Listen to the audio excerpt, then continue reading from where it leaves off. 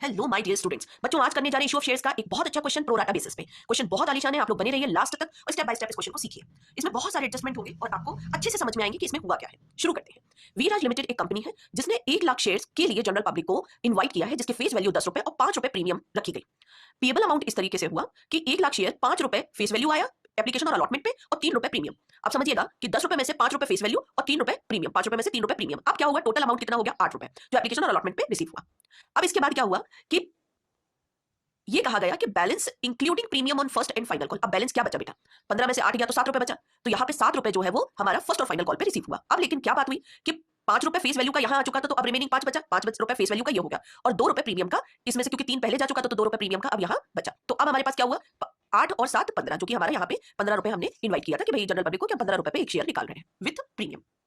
अब आगे की कहानी समझते हैं। अब आगे क्या हुआ देखिए, इसमें आगे बढ़ते हुए क्रम में ये कहा गया कि रिसीव्ड एप्लीकेशन, मंगाया हमने 1 लाख था, एप्लीकेशन रिसीव हो गई कितनी, 1.5 लाख की, कितनी 1,50,000 की, जिसमें से कंपनी ने डिसाइड किया कि 10,000 जो है एप्लीकेशंस को रिजेक्ट कर दिया जाए, तो एक सीधे सीधे 10,000 रुपए रिजेक्ट कर दिए।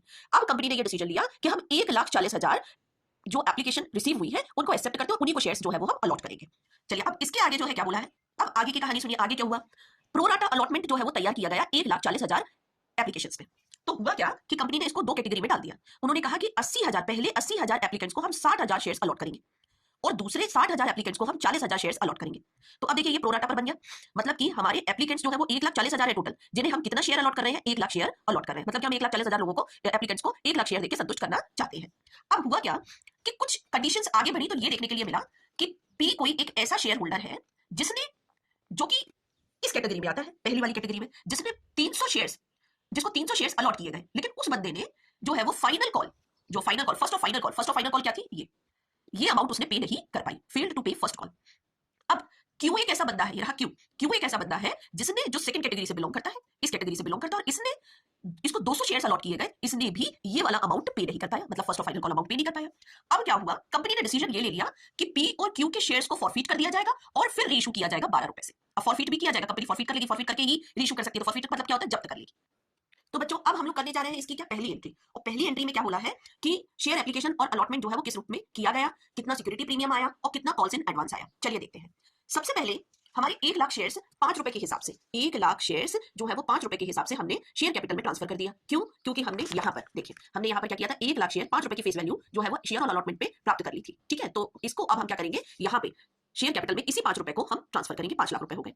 अब सिक्योरिटी प्रीमियम का कितना था, सिक्योरिटी प्रीमियम का देखिए 3 रुपए था, मैंने आपको पहले भी बताया था कि 3 रुपए है सिक्योरिटी प्रीमियम का, वो हमारा सिक्योरिटी प्रीमियम रिजर्व्स में ट्रांसफर होगा, तो वो कितना बना, 3 लाख रुपए। अब शेयर एप्लीकेशन और अलॉटमेंट में कितना अमाउंट जाएगा, तो पूरा अमाउंट जाएगा, कितना कितना जाएगा पूरा, मतलब कि कॉल्स इन एडवांस का भी अमाउंट जाएगा। तो यहाँ पे कॉल्स इन एडवांस कितने हो गए, 40,000 एक्स्ट्रा शेयर्स आए थे और वो 8 रुपए के हिसाब से, फेस वैल्यू कितना था एप्लीकेशन और अलॉटमेंट पे 5 रुपए और 3 रुपए क्या था अपना प्रीमियम, तो ये 5 और 3 मिला के यहाँ पर 40,000 एक्स्ट्रा शेयर्स जो थे, ये अमाउंट जो है वो कॉल्स इन एडवांस में चला जाएगा। तो ये टोटल बनाकर हमारा 11,20,000 रुपए बन गया। तो शेयर एप्लीकेशन और allotment account debit 11,20,000, share capital account में ट्रांसफर होगा 5 लाख, क्योंकि फेस वैल्यू वाला अमाउंट जाता है, सिक्योरिटी प्रीमियम में वो अमाउंट जाएगा जो प्रीमियम पे मंगाया जा रहा है, और टू कॉल्स इन एडवांस में वो अमाउंट जाएगा जो एक्स्ट्रा शेयर्स हमारे पास यहाँ एप्लीकेशन और प्रीमियम के अमाउंट पर आ गए हैं। तो ये हमारी ट्रांसफर होगा, पहली एंट्री हमारी क्लियर हो चुकी है। अब बेटा सेकंड एंट्री हमारी बनेगी ड्यू की।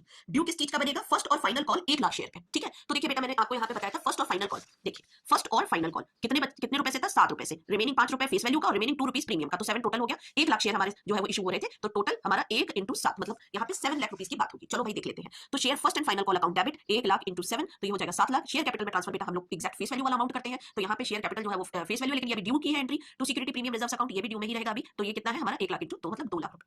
इसके बाद हम लोग तीसरी, जो हमारा कॉल्स इन एडवांस है उसको हम अब क्या करेंगे, एडजस्ट करेंगे फर्स्ट और फाइनल कॉल पे। तो बेटा हमारा कॉल्स इन एडवांस जो है वो कितना आ रहा था, 3,20,000। देखिए 3,20,000, ये रहा हमारा 3,20,000 कॉल्स इन एडवांस। ठीक है, तो ये 3,20,000 जो है वो कॉल्स इन एडवांस जो है हम लोग कहां पर ट्रांसफर करने जा रहे हैं बेटा, एडजस्ट कर रहे हैं इसको हम कहां कर रहे हैं, फर्स्ट और फाइनल कॉल पे। तो इसकी एंट्री बनेगी calls in advance account debit to share first and final call account 3,20,000। अब बच्चों इसको आगे कंसीडर करेंगे क्वेश्चन को, तो इसमें अब हमें मेनली काम है एडजस्टमेंट का। एडजस्टमेंट क्यों करना पड़ेगा, क्यों करना पड़ेगा, उसका रीजन ये है, उसका रीजन ये है कि कुछ पहली कैटेगरी के ऐसा बंदा था पी, जिसको 300 शेयर्स अलॉट किए गए थे और उसने अपना फर्स्ट और फाइनल कॉल अमाउंट नहीं पे कर पाया। तो अभी यहाँ पर इन दोनों ही कंडीशन में, पी और क्यू की दोनों की कंडीशन में ये बात कहीं क्लियर नहीं है कि इन्होंने कितने शेयर्स के लिए अप्लाई किया था। सबसे पहले तो हम इस काम को करने के लिए अप्लाइड शेयर निकालेंगे पी और क्यू का। चलिए इसको हम लोग अब देखते हैं। तो इसमें हमें देखना क्या है, हमें ये देखना है कि पी ने आके कितने शेयर्स के लिए अप्लाई किया था और क्यू ने आके कितने शेयर्स के लिए अप्लाई किया था। बच्चों यहाँ पर सीधी सीधी बात है, इसका एक सिंपल सा फॉर्मूला है कि हमारी कंपनी में पहली कैटेगरी में पी जो है वो बिलोंग कर रहा था और दूसरी कैटेगरी से क्यू जो है वो बिलोंग कर रहा था। पहली कैटेगरी में 80,000 एप्लीकेंट्स जो थे उनको 60,000 शेयर्स अलॉट किए गए और पी को कितना अलॉटमेंट हुआ था, 300 शेयर्स। तो इस तरीके से हम जब इसे डिवाइड करेंगे तो पी का शेयर अप्लाइड जो है वो निकल आएगा। नंबर ऑफ शेयर्स पी को कितने अप्लाइड हुए, 400 शेयर्स। ऐसे ही हम अब क्यू का जो है वो अप्लाइड शेयर निकालने के लिए जब करेंगे तो क्यू जो है वो दूसरी कैटेगरी से बिलोंग कर रहा था और दूसरी कैटेगरी में क्या थे कि 60,000 एप्लीकेंट्स को हमने 40,000 शेयर्स को अलॉट किया, तो क्यू को अलॉटमेंट किया गया था उसी कैटेगरी में 200 शेयर्स। तो यहाँ पर इस तरीके से इसको निकालने पर हमें पता चला कि 300 शेयर्स जो है वो क्यू को अप्लाइड किए गए। ठीक है, क्यू ने 300 शेयर्स के लिए अप्लाई किया था। अब बच्चों आगे की कहानी बढ़ते हैं तो यहाँ पर एक बात समझ में आई कि हमसे ये भी कहा है कि दोनों के शेयर्स को फॉरफीट कर लिया जाएगा। तो जब शेयर्स फॉरफीट किए जाएंगे तो आखिर कितनी अमाउंट जो है वो फॉरफीट में जाएगी, इस चीज को समझने के लिए, क्योंकि अब अगली एंट्री जो है वो फॉरफीट की है, तो इस चीज को समझने के लिए हमें क्या करना पड़ेगा, अमाउंट निकालना पड़ेगा फॉरफीट शेयर्स का। तो चलो देखते हैं। यहाँ पे पी जो था, ये जो पी था, पी बंदा था, इसने 400 शेयर्स के लिए अप्लाई किया था। देखिए अभी हमने निकाला 400 शेयर्स के लिए अप्लाई किया था, तो और उसने सेकंड कॉल जो है वो पे नहीं कर पाया, लेकिन उसने अप्लाइड किया तो एप्लीकेशन और अलॉटमेंट पे उसका कितना अमाउंट बना, 3200। और प्रीमियम रिजर्व में कितना चला गया, प्रीमियम रिजर्व में कितना चला गया, चलो देखो अलॉटमेंट कितने का हुआ था, 300 शेयर का, तो 300 इंटू 3 कितना चला गया प्रीमियम में, 900। तो एक्जैक्टली 2400 उससे हम फॉरफीट कर सकते हैं, फॉरफीटेड अमाउंट है। ऐसे ही क्यू की बात करते हैं, तो क्यू ने अप्लाइड किया था 300 शेयर्स के लिए। देखो क्यू ने अप्लाई किया था 300 शेयर्स के लिए, हम निकाल चुके अप्लाइड शेयर क्यू के, तो उसके हिसाब से उसका टोटल अमाउंट कितना हो गया, 2400। किसके हिसाब से, एप्लीकेशन और अलॉटमेंट की फेस वैल्यू और प्रीमियम अमाउंट के हिसाब से। अब बच्चों उसका प्रीमियम रिजर्व्स में जो अमाउंट जाएगा तो वो जाएगा जो उसने अलॉट किया है, उसको अलॉट किया गया, तो उसको अलॉट 200 शेयर्स किए गए और प्रीमियम का अमाउंट कितना था 3, तो 600 रुपीज, 600 रुपीज यहाँ पे डिडक्ट हो जाएगी, 600 रुपीज हमारे यहाँ पे क्या होंगे, डिडक्ट हो जाएंगे। तो टोटल 1800 क्यू का हो गया। अब अगर मैं ये कहूँ कि पी और क्यू का 500 शेयर का फॉरफीटेड अमाउंट कितना है, तो वो कितना हो जाएगा, 2400 और 1800 दोनों को जोड़ेंगे तो कितना हो जाएगा, 4100 रुपीज।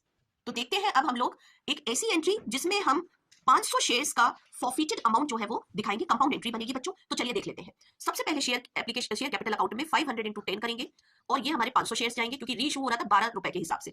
सिक्योरिटी प्रीमियम रिजर्व्स में हमारा 502 जाएगा, क्योंकि हमारा यहाँ पर क्या कर रहे हैं हम लोग, सिक्योरिटी प्रीमियम में 2 रुपए हमारा प्रीमियम का है।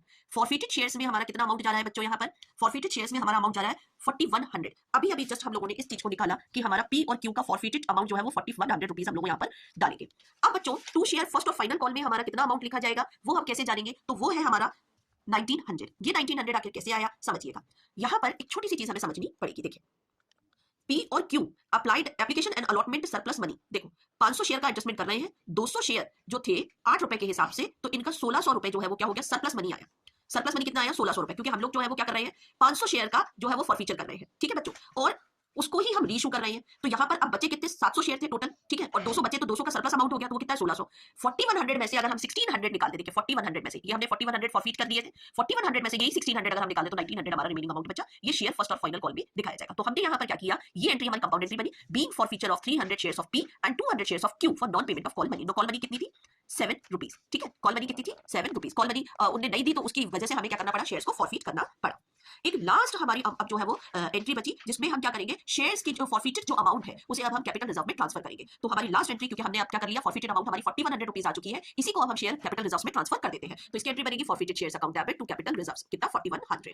बच्चों ये क्वेश्चन बहुत अच्छा था, आप लोग इस क्वेश्चन के लिए प्रयास करिए, बिल्कुल स्टेप बाय स्टेप मेरे साथ ही जैसे मैंने आपको पढ़ाया बिल्कुल ऐसे ही अपनी कॉपी में लेकर बैठ जाइए और कॉपी में लगाइए, तो बहुत ज्यादा आपको हेल्प मिलेगी, हर कॉन्सेप्ट क्लियर होगा। अगर इस तरीके के वीडियोस आपको पसंद आ रहे हैं तो प्लीज लाइक एंड शेयर जरूर करिए और मेरे चैनल को अभी अभी जल्दी से सब्सक्राइब कर लीजिए। Thanks for watching this video and all the best for your exams.